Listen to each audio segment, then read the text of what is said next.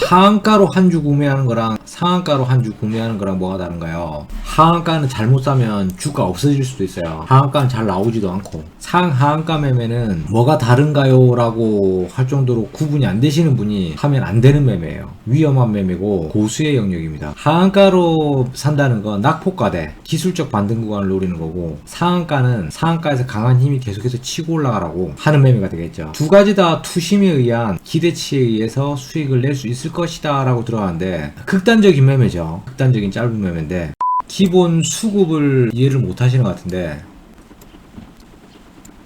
우리나라 주식 코스피 코스닥 같은 경우는 상한가, 하한가 각 30%에서 리미티드를 잡아놓은 거예요. 무제한 시장이 아니고. 상한가가 나왔다는 건 윗꼬리로 더 이상 올라갈 수가 없어요. 한마디로 오늘 내서 먹을 수 있는 모든 물량을 매도 대기 물량과 매수 대기 물량 중에서 매수세가 이겨서 고점 매도 대기 심리세에 있는 물량을 모두 다 잡고 있는 현재 상태, 또는 더 이상 나오는 물량을 다 잡아 먹은 상태, 더 이상 물량이 다음권에서 나오지 않게. 상한가를 터치하면 상한가 가격에서 매도 물량이 계속 나올 수 있잖아요. 투심에 의해서 나올 수 있거든요. 그렇게 끝나는 경우들도 많이 있고, 계속 잡아먹는 거예요. 그러면 그게 어마어마한 힘이 동반됐다고 볼 수 있겠죠. 거래량도 어마어마하게 강력하게 터져서 윗꼬리가 형성이 되지 않는 거예요. 그래서 양봉에 윗꼬리가 없는 캔들을 상한가 나왔다고 하고요. 하한가는 반대로 마이너스 구역에서 더 이상 밑으로 내려갈 수 없게 플러스 30%권, 마이너스 30%권에서 토탈 움직일 수 있는 최대치가 제한을 해두었다. 그럼 이제 요 현상들을 가지고 어떻게 매매를 하냐면, 하따라는 게 있고 상따라는 게 있어요. 그럼 여기에서의 투자 매매 심리세는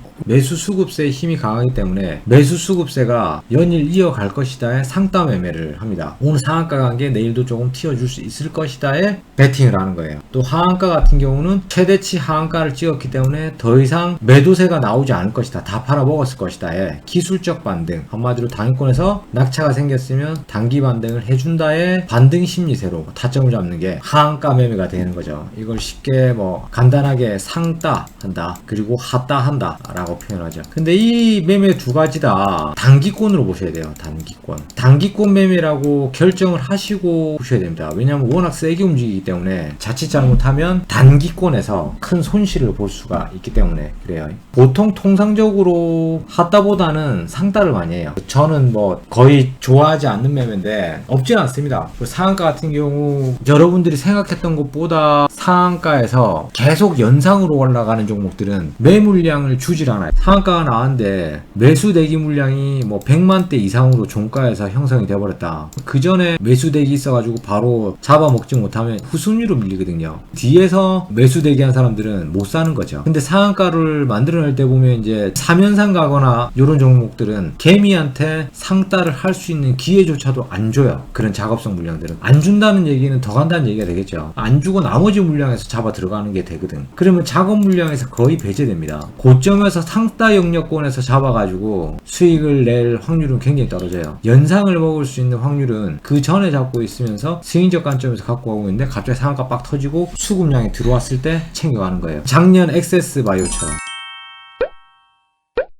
여기서 상따 할 때 보면은 자리 안 주거든요. 들어올 수 있는 자리. 여기서 단기 급등이 한 150% 갔어요. 아침 시초 가격에 갭 상승 자리가 있죠. 종가 대비 시초 가격이 안 준다는 거거든요. 바로 치고 올라가 버리는 거거든. 근데 이런 걸 다 받아 먹을 수 있는 자리는 이런 데죠. 그리고 여기서 상한가에서 상따 했다고 하더라도 종가 기준에서도 이긴 타점이 되는데 거의 이 구간에서 못 들어가죠.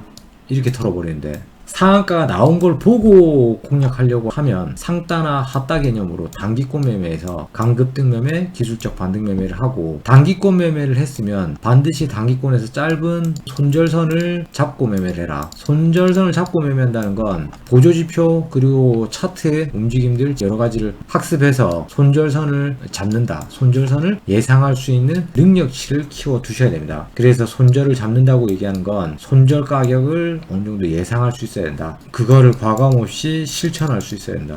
예상과 실천, 이 두 가지 중에 한 가지만 미스하더라도 단기권 매매이기 때문에 실패했을 시 굉장히 큰 손실률을 볼 수 있고 손절을 못하게 되는 경우가 생길 수 있다. 이 두 가지 중에 하나만 실수하더라도. 그래서 짧은 매매는 어렵다. 그래서 아까 물어보신 분이 상한가 하한가 자체를 구분하지도 못할 정도로 초보분들이 하기에는 무리수가 많이 따르는 매매다, 하지 마라 라고 얘기를 한 거예요. 하얀색 우유님. 설명을 해드리자면 상따 따에서 통상적으로 상한가가 더 좋아요, 얘보단. 그렇지만 물릴 때 많이 물릴 수가 있어요. 손절을 잘 쳐야 된다.